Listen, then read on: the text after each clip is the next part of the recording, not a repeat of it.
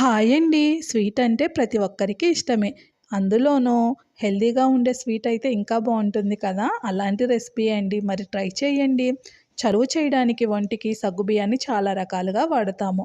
సగ్గుబియ్యం పాయసం అంటే మనందరికీ ఫేవరెట్. పండగలొచ్చినా, ఏదొచ్చినా చేస్తూ ఉంటాం కదా! ఇంకాస్త దానికి కాంబినేషన్‌లో టేస్టీగా కొర్రలతో చేసామంటే సూపర్ ఉంటుంది. దీనికోసం అరగంట నానబెట్టిన సగ్గుబియ్యాన్ని స్టవ్ పైన పెట్టి బాయిల్ చేసుకుందాము. ఇప్పుడు 5-6 గంటలు నానబెట్టిన కొర్రలని మిక్సీ జార్‌లో వేసి మెత్తగా గ్రైండ్ చేసుకొని, ఉడుకుతున్న సగ్గుబియ్యంలో వేసి దగ్గరగా అయ్యేంత వరకు లో ఫ్లేమ్‌లో కాచుకుంటూ ఉందాము.